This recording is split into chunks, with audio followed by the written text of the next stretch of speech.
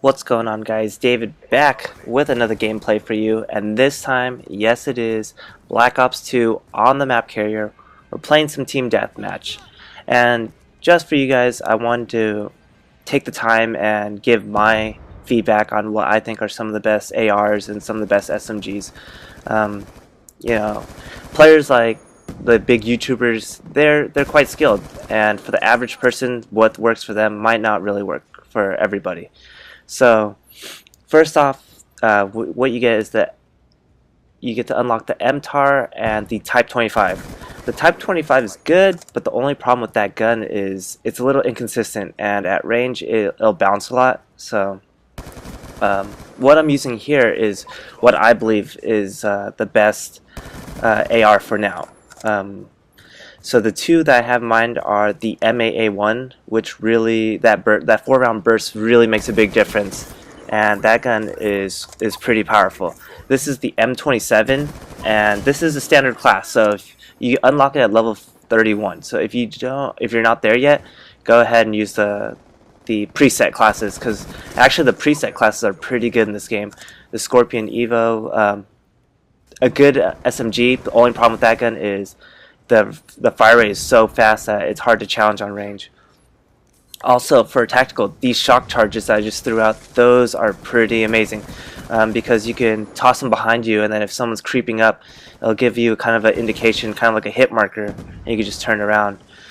But the M27 to me so far is by far the best assault rifle, in my opinion, next to the M8. So those two are the strongest ones. What else?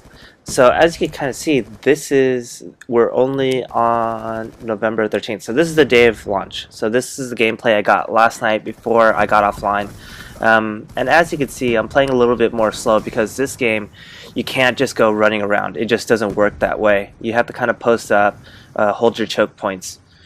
And this is a Guardian, and this thing is massive damage. If you're playing an objective game type and you put it up on a choke point, or you put it up on flag, people just start frying. Just think of it as a big standing microwave. But as kind of noted before, people thought that the MP7 would be a terrible submachine gun. That's actually returning in this game as still a pretty good submachine gun. So when you're starting off, use something that you're kind of familiar with. If you played Modern Warfare 3, go ahead and roll with it. I assure you that you'll have no problem transitioning into this game with it. As so far, I really enjoy the game. I must say it's fresh. The whole pick 10 system, where you get to select the perks, the guns, the equipment, opting to not have a secondary, all that is new and revolutionary to Call of Duty. And I haven't touched the League play yet. I'm waiting for all my friends to get it, so that way we could play together.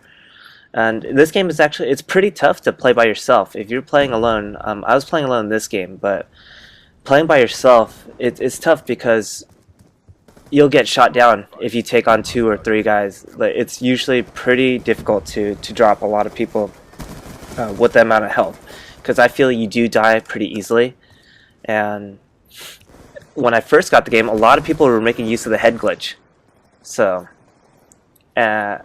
what you could also see is this is recorded from theater. So from theater, apparently your kill cam isn't recorded for some reason. But even though that, you could actually pull up, unlike all the other Call of Duties, when you had a theater mode, you could actually pull up the scoreboard at any time. I didn't figure that out to the end, but I'll show you guys that. Something else I want to touch on, there's no lunge whatsoever in the knifing. So if you try to just panic knife, if they're not right in front of your face, it does not work. You literally have to charge someone with the intention of knifing if you're trying to get that kill. And the race to 10th prestige. My view on this is it's a little bit stupid, because even though, yes, I did get the game early, and there are a lot of other people that got the game, people prestige before the game even came out. So people are already on their second prestige and whatnot. But I kind of held back. I was waiting for a lot of it for my friends to get it, so I didn't go really hard at all. I only played to like level 20. I only put in 2 hours of play, but that was just so I could enjoy it when my friends got it as well.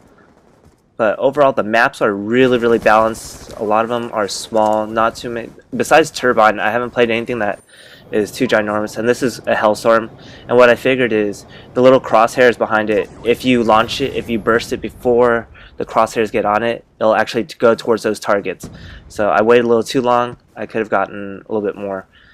Besides that, though, the kill streaks are pretty hard to get, I must say. If you're not playing an objective game type, it's pretty difficult. Just because you have to get in the objective, you got to get those kills. So that's what makes this game is pretty challenging. It's different. It's a new spin on Call of Duty, I must say. It feels like the old, but with a lot of the new.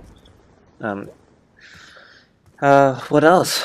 So I put out a montage as well. So if you didn't get a chance to check that out, I put in all my clips from Modern Warfare 3 at the end, and some new Black Ops snipe clips, and they're just very basic. I got them within 2 days, and because I didn't really want to try that much to go hard, and I wanted to really wait for everyone else to play. So even on the lightning strike, you can't even see where I'm trying to put it, but this thing is deadly. Not like all the other airstrikes. This one is deadly because you get to pick 3 different locations. But the gameplay is winding down to an end. As you can see, I died. I'll pull up the scoreboard right about now. But thank you guys. Check back soon. I have more gameplay for you. Maybe some tips and tricks.